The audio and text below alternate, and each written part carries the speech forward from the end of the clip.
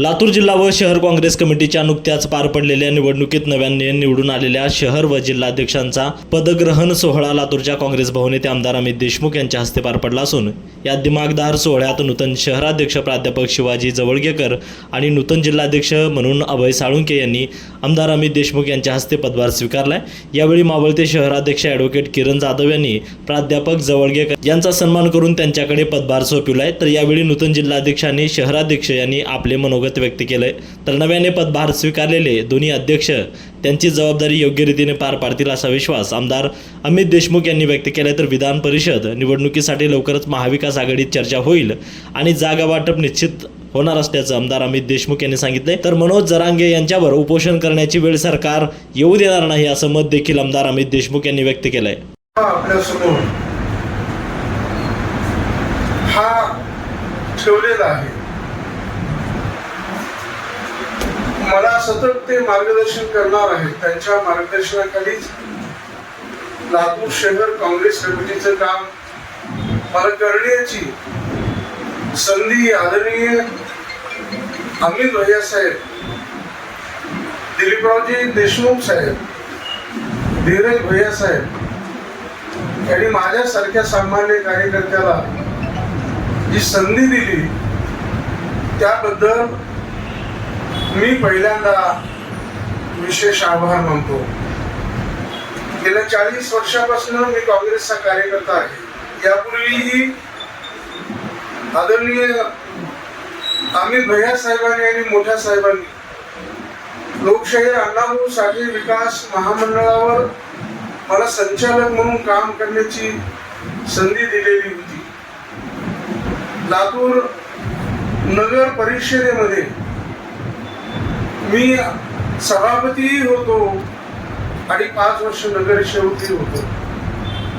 10 वर्ष लातूर जिल्हा काँग्रेस कमिटीचं सरचिटणीस पद हे काम करण्याची संधी आदरणीय अमित भैया साहेब यांनी मला दिलेली होती।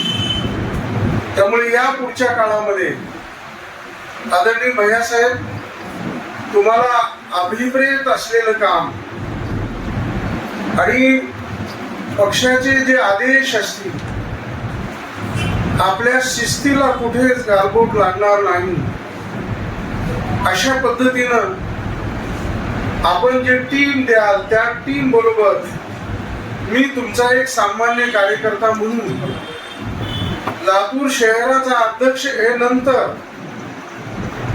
पण तुमच्या टीम मधला एक कार्यकर्ता राहण्यामध्ये जो बहुमान आहे, सन्मान आहे, त्या पदापेक्षाही मी मोठं समजतो। 15-20 दिवस जिल्ह्यात ते फिरण्यात गेला आणि ते फिरत असतानाच नगरपालिकेच्या निवडणुका लागल्या, म्हणजे युद्ध सुरू झालं। ते युद्ध संपते न संपते तोच महानगरपालिकेचं युद्ध। महानगरपालिकेच्या निकालाच्या अगोदर जिल्हा परिषद म्हणजे खऱ्या अर्थानं साहेब गेल्या 8-9 महिन्यात मला चार्ज घ्यायलाच मिळाला नव्हता। आज जवळगेकर सरांच्या निमित्तानं माझं बी डबल लगेच त्या ठिकाणी होत आहे, याचा मला आनंद आहे। ठिकाणी सगळ्या मान्यवरांच्या उपस्थितीमध्ये संपन्न झाला। अभय साळुंके जवळगेकर सर हे अनुभवी आहेत आणि पक्षासाठी ते योग्य दिशा आणि परिश्रम घेतील याबद्दल आमच्या मनामध्ये कसली शंका नाही। आणि अखिल भारतीय काँग्रेस कमिटी आणि महाराष्ट्र प्रदेश काँग्रेस कमिटी यांना अभिप्रेत असेल असं काम त्यांच्या हातून घडेल अशी माझी खात्री आहे।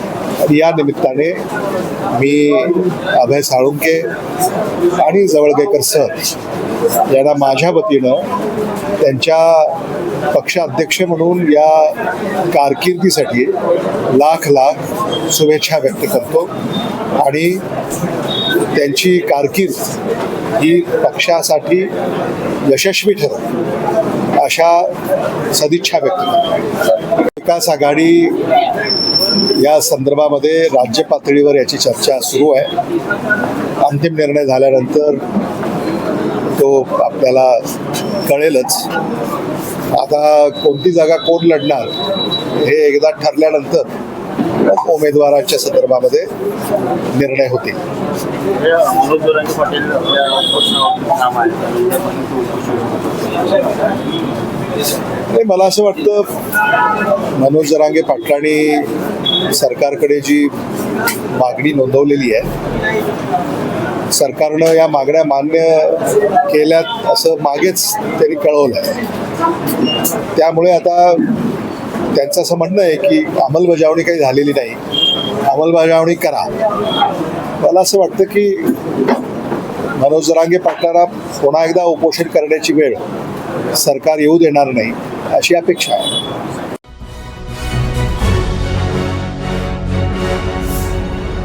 Thanks for watching Ekmat Digital.